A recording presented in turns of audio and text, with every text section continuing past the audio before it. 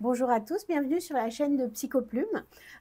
Aujourd'hui, je voudrais un peu faire le point sur les différentes voies, disons, à visée thérapeutique qui existent avec l'écriture. Et je vais vous en présenter trois aujourd'hui, qui sont bien sûr l'écriture de soi, hein, donc tout ce qui est autobiographie, écrire vraiment sur soi. Donc écrire sur soi, ça peut être l'autobiographie, mais ça peut aussi être bien sûr l'écriture du journal. Vous pouvez, si ce n'est pas déjà fait, télécharger l'e-book que je propose pour être dans une démarche d'introspection grâce à l'écriture du journal, où je vous donne beaucoup de consignes sur 30 jours pour vous orienter vers l'écriture de soi. Et puis, bien sûr, il y a ma formation Plume autobiographique si vous avez envie d'être accompagné dans l'écriture de votre autobiographie. Mais voilà, je voudrais définir ça. Et puis définir aussi ce qu'est l'écriture thérapeutique, en tout cas telle que je l'aperçois moi, et telle que, voilà, aujourd'hui, ce que la psychologie peut en dire et comment on peut la définir. Et puis les thérapies narratives, qui sont une forme spécifique de thérapie par l'écriture. Donc l'écriture de soi, c'est sans doute la plus ancienne, évidemment. Il y a des grands auteurs qui s'y sont essayés et nous ont laissé leurs textes, comme les Confessions, par exemple, de Saint-Augustin, ou comme Rousseau, qui a aussi laissé un texte autobiographique. Et donc on peut lire des autobiographies écrites par de grands auteurs. On peut lire aussi des récits écrits par différents auteurs pour parler de leur propre vie, soit qu'ils aient envie de raconter leur vie, soit qu'ils aient choisi un thème qui traverse leur vie et écrit à partir de là un texte autobiographique. Il y a évidemment l'exemple de l'autofiction, où on écrit un récit qui est mêlé à la fois d'autobiographie et de fiction. Donc il y a ce moyen-là d'écrire sur soi, bien sûr. Et puis, il y a l'écriture du journal. L'écriture du journal revient donc ce qu'on peut appeler un journal intime si on veut, mais c'est assez connoté parce que c'est ce qu'on a quand on est adolescent ou enfant, ce journal intime. Est-ce qu'à l'âge adulte, on a encore envie de l'appeler comme ça? Mais finalement, c'est peut-être un peu la même chose. Ou le journaling, pour prendre ce mot qui est utilisé, qui est un mot anglais, mais qui dit bien, ce ing de la fin de ce mot dit bien qu'on va le faire tous les jours. Et donc l'écriture du journal, tout comme l'écriture autobiographique, permet un réel travail sur soi. Alors évidemment, avec l'écriture du journal, on va être dans le présent de ce qu'on vit.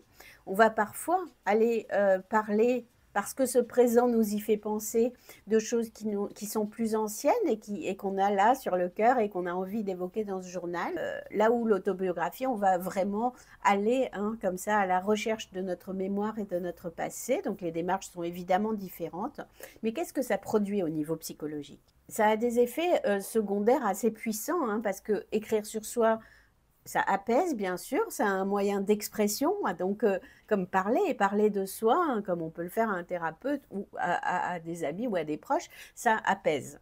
On exprime ce qu'on a sur le cœur et du coup, il y a un apaisement assez immédiat quand on parle, qui n'est pas total, mais quand même. Et puis, écrire, ça permet de clarifier les choses. Écrire, on est obligé d'ordonner un peu les choses. Il y a un début, il y a un milieu, il y a une fin, il y a une structure dans l'écriture qu'on choisit, mais enfin, il y a quand même une structure. Et donc, du coup, ça permet de voir ce dont on parle de l'extérieur. Ça devient un texte qui est concret, que vous pouvez lire. Et donc, ça permet de prendre une distance avec ce qui nous arrive et de le regarder un peu de l'extérieur. Et puis aussi, ça donne une continuité à ce qu'on vit. Et souvent d'ailleurs, quand on écrit un journal ou une autobiographie, on se rend compte qu'il y a que cette continuité, que ce que j'ai fait là, qui me semblait avoir aucun rapport avec ce dont je parle là, en fait ça a un rapport et on arrive à comprendre comme ça des liens parmi tous nos choix, parmi tout ce qu'on a vécu. Donc l'écriture du journal est très intéressante pour ça, et le travail autobiographique est aussi très très très très important pour comprendre ce qui nous agite encore, j'ai envie de dire.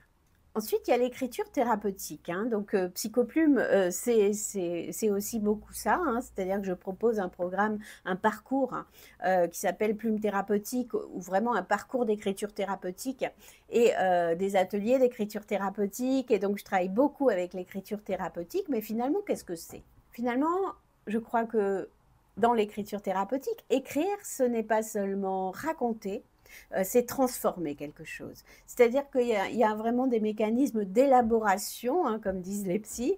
Un mécanisme d'élaboration, ça veut dire que je vais mettre au travail quelque chose. Et l'écriture thérapeutique permet ça. Donc, le psychologue James Pennebaker, dans les années 80, a fait des recherches et a montré qu'il y avait des effets dans l'écriture thérapeutique pour les personnes souffrant d'un traumatisme, donc d'un stress post-traumatique, pour les personnes anxieuses ou dépressives, qui avaient un réel effet, hein, sur leur bien-être mental, sur leur santé mentale, mais aussi sur leur santé physique.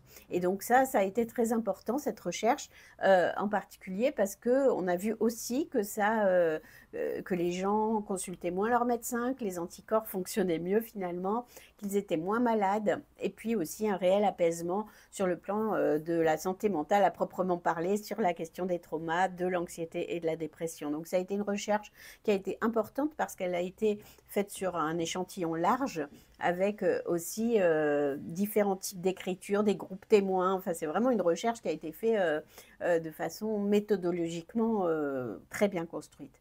Et donc, et ça a montré, hein, la puissance thérapeutique de l'écriture. Vous pouvez, si vous voulez, aller voir une autre vidéo que j'ai fait sur ce chercheur et sur son travail, si ça vous intéresse de pousser un peu plus loin autour de cette recherche-là.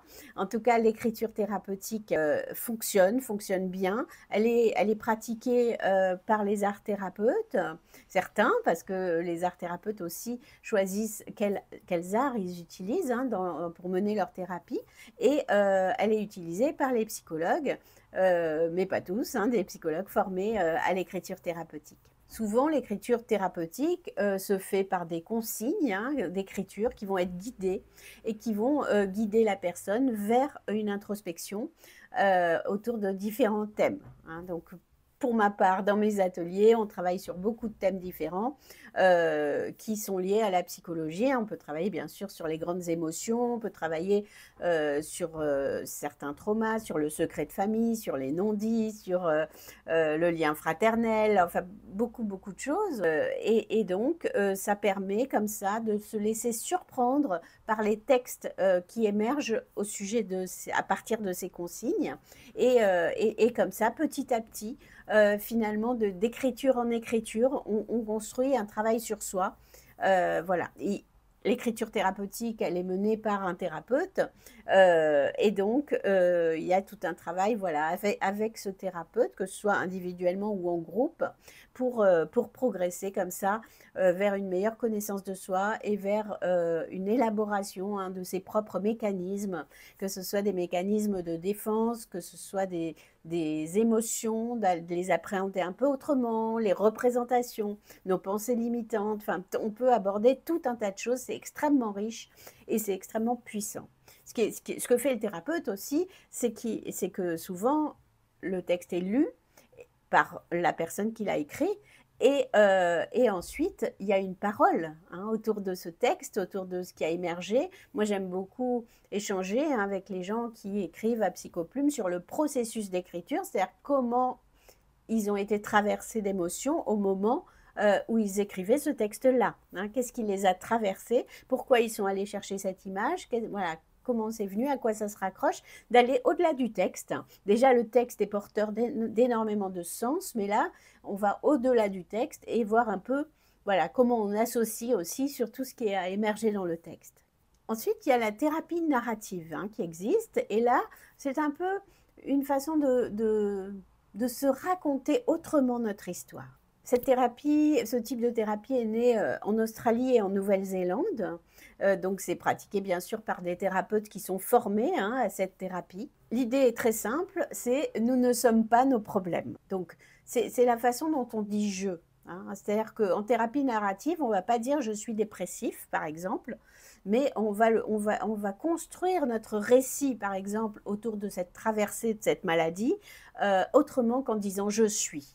Donc le problème n'est plus collé à l'identité, il est raconté autrement et il est abordé autrement et donc il prend une autre dimension dans notre vie. Par exemple, on peut dire que la dépression, hein, c'est invité dans notre vie à tel moment parce que je ressentais ci ou ça, parce qu'il m'est arrivé ci ou ça, ou pour des raisons que j'ignore, mais en tout cas, la dépression est dans ma vie, mais je ne suis pas la dépression. Et donc, c'est une façon comme ça d'aborder les événements de notre vie autrement qu'en les collant comme des étiquettes, en fait. Et donc la thérapie narrative, c'est de défaire comme ça les histoires qui nous enferment finalement. C'est de réécrire le récit de notre vie à partir d'un autre point de vue. Hein, donc on est bien sur quelque chose de l'écriture d'un récit de soi, mais on va décaler un peu les choses pour plus être dans des pensées limitantes, des paroles qu'on a toujours dit sur nous, des choses que nous-mêmes avons toujours dit de nous. On va raconter, décaler, raconter autrement. Donc finalement, ces trois façons hein, d'écrire et que ce soit à visée thérapeutique, elles sont différentes, mais elles visent toutes la même chose, c'est la construction d'un récit, hein, d'un récit de soi. Alors, pour explorer un peu ça, tu peux prendre un carnet et dire, écrire, on a toujours dit de moi que, voilà, tu peux écrire ça et écrire un texte à partir de là. On a toujours dit de moi que. Et puis tu écris un autre texte, mais il existe une autre histoire de moi qui dit que. Voilà. Mais il existe une autre histoire de moi qui dit que. Écris ces deux textes et vois ce qui sort. Laisse sortir ce qui veut sortir et voir si tu n'es pas surpris ou surprise par ce qui émerge. Je voulais clarifier un peu toutes ces différentes manières hein, d'écrire et d'utiliser l'écriture pour prendre soin de soi et en particulier de sa santé mentale. Donc voilà, j'espère que ça a été éclairant. Et donc à Psychoplume, on travaille surtout l'écriture de soi avec Plume autobiographique et avec l'écriture du journal aussi à Club Psychoplume où je donne une consigne d'écriture par jour. Donc ça ressemble au journal sauf que c'est moi qui vous donne des consignes et c'est pas vous qui écrivez ce qui vous passe par la tête. Donc c'est une sorte de journal guidé hein, finalement. Et puis l'écriture thérapeutique, hein, bien sûr, avec Plume thérapeutique. Hein. Voilà, mais je ne pratique pas pour ma part la thérapie narrative, mais il y a des thérapeutes qui la pratiquent et c'est aussi une démarche très intéressante. Voilà, je vous dis à très bientôt et bonne écriture.